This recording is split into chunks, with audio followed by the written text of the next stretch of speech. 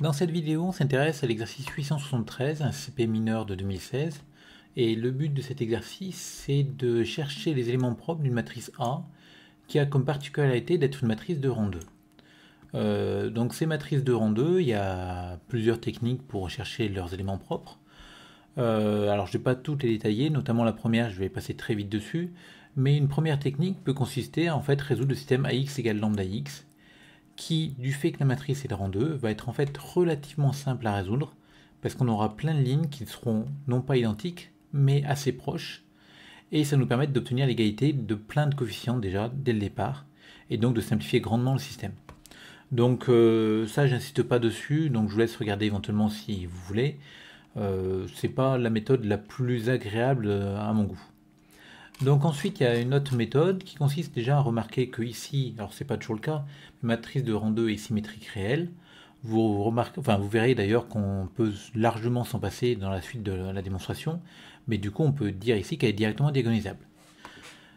Bon, alors ensuite, on démontre qu'elle est de rang 2, donc pour démontrer qu'elle est de rang 2, on regarde que les colonnes sont identiques de la colonne 2 à la colonne n, donc c'est-à-dire que le rang 2A est inférieur ou égal à 2, et comme la famille C1, C2 est libre parce qu'aucune des deux colonnes n'est multiple de l'autre, le rang 2A est au moins égal à 2, et donc finalement le rang 2A est égal à 2. Donc du coup, comme le rang 2A égale 2, on peut appliquer le théorème du rang qui nous dit que la dimension de ker A, c'est-à-dire la dimension de E0 de A, est égale à n moins le rang 2A, donc n moins 2. Ensuite, donc là, ici, on vous demande de trouver les éléments propres, donc il faut aussi chercher les espaces propres. Et on va repartir de l'égalité C2 égale C3 égale Cn. Et on voit que comme on a C2 égale C3, si on calcule A fois le vecteur 0, 1, moins 1, ben on va obtenir justement C2 moins C3, donc ça va faire 0. Et donc on obtient que le vecteur colonne 0, 1, moins 1 avec des 0 en dessous est un vecteur propre associé à la valeur propre 0. Et donc si on utilise pour simplifier les écritures EI, la base canonique de Mn1 de R, ben on voit que les vecteurs E2 moins EI vont être des vecteurs propres associés à la valeur propre 0, parce que quand je vais calculer A fois E2 moins EI, je vais obtenir C2 moins CI, qui va faire 0 parce que toutes les colonnes sont égales à partir de la colonne 2. Donc cette famille-là, ça va être une famille d'éléments de ker de A, ou de E0 de A. Elle est libre parce qu'il y a des zéros échelonnés, donc bon, il suffit de les écrire, mais il y a des zéros échelonnés. Et du coup, on obtient que cet ensemble-là avec 2A est inclus dans ker de A. Et comme cet ensemble-là va être de dimension n-3 plus 1, c'est-à-dire n-2, on obtient que ker de A est de dimension au moins n-2, et donc que 0 est valeur propre de multiplicité au moins n-2. Alors, je garde tous ces au moins, parce que ici, je n'ai pas démontré, je n'utilise pas la diagonalisabilité. Si on utilise la diagonalisabilité, on obtiendra qu'elle est de multiplicité exactement n-2, et ici, on peut aussi démontrer l'égalité en démontrant que ker de A était de dimension n-2, d'après le théorème du rang. Ça, c'est dimension n-2, donc j'ai une inclusion et l'égalité des dimensions, donc j'ai l'égalité. Mais vous remarquerez qu'ici, a priori, on peut juste se contenter de dire que 0 est valeur propre de multiplicité au moins n-2. Pour la suite, ça suffira. Du coup, comme 0 est valeur propre de multiplicité n-2, je vais utiliser le fait qu'on soit dans domaine de C.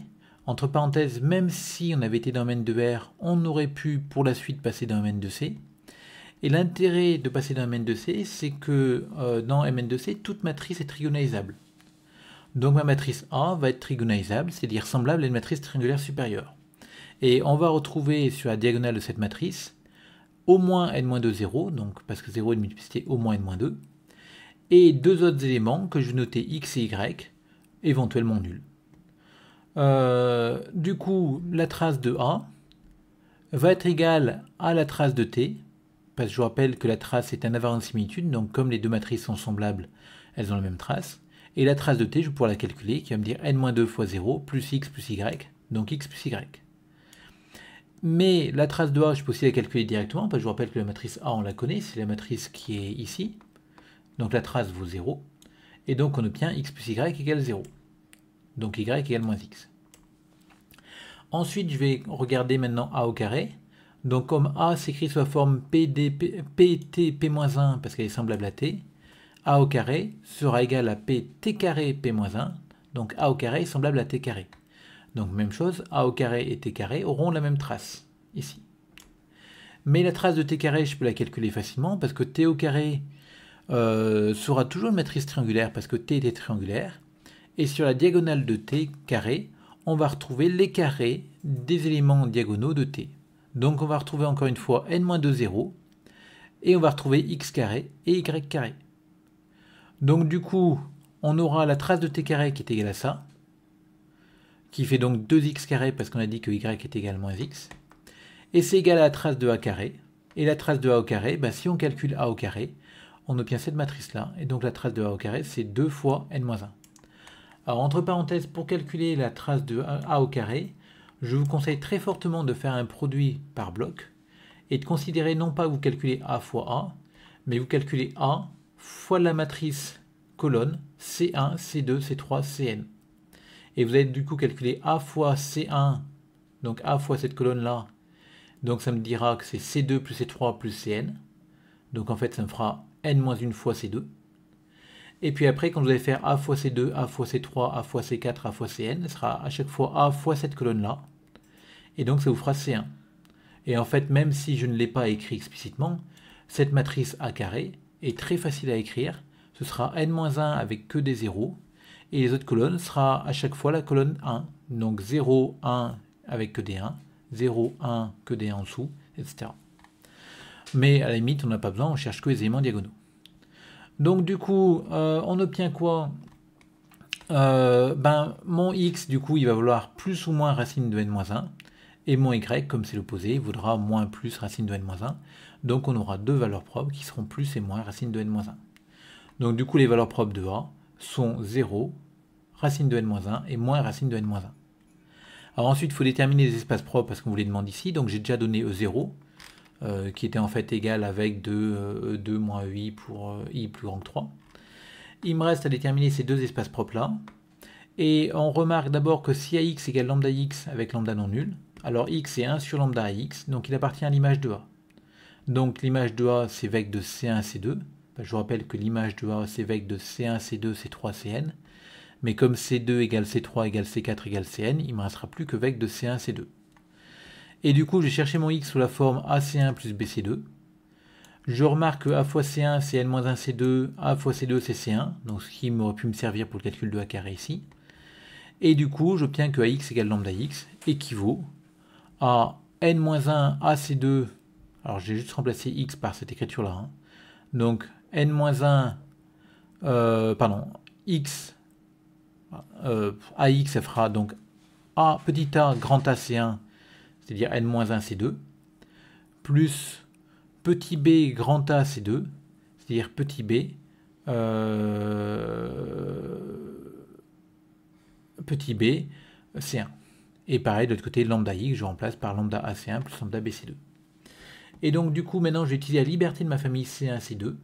Donc là, j'ai deux combinaisons linéaires de C1, C2 qui sont égales. Donc on a les mêmes coefficients.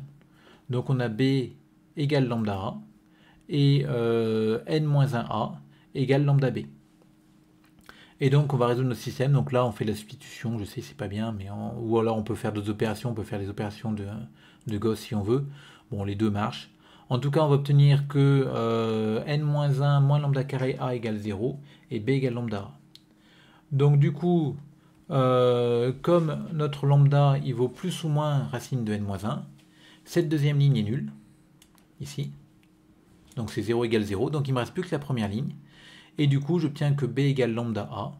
Et donc, e racine de n-1 de a, c'est vectre de c1 plus racine de n-1 c2. Et pareil pour l'autre.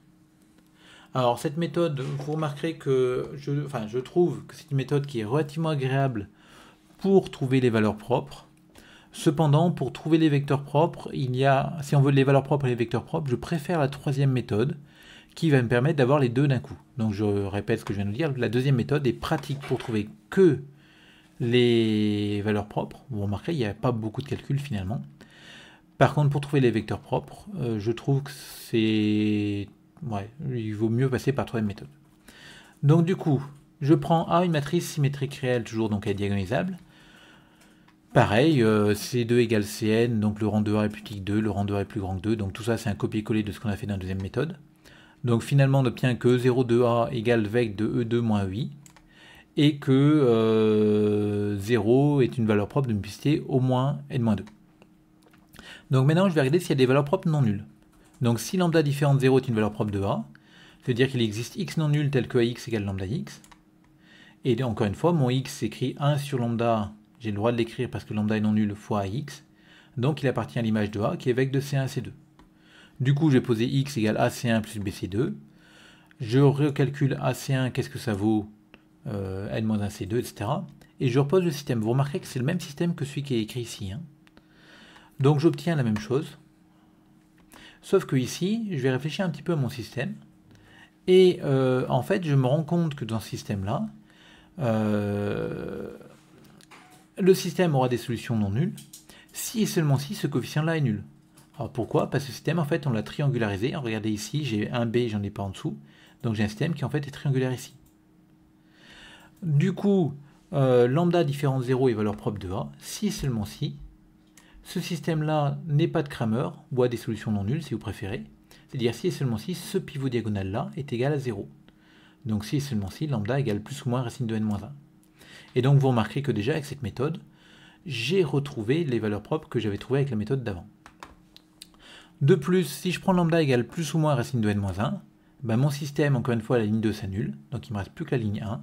Donc j'obtiens b égale plus ou moins racine de n-1a, et donc j'ai mes espaces propres qui arrivent directement. Donc vous remarquez que cette méthode-là a permis de trouver les espaces propres et les valeurs propres, et m'a du coup évité de faire cette partie-là. Donc moi, ce que je vous conseillerais de faire, alors bien sûr des fois énoncé va vous guider, hein, mais c'est de faire cette méthode-là si on ne veut que les valeurs propres, et par contre si on veut les vecteurs propres, je vous conseille de faire celle-là, et vous aurez à la fois les valeurs propres, vecteurs propres, en faisant finalement les mêmes calculs. Regardez bien ce qu'on a fait au-dessus, et en fait on a juste réutilisé ces calculs qu'on a fait à la fin de la deuxième méthode, pour faire quasiment l'intégralité de la troisième méthode.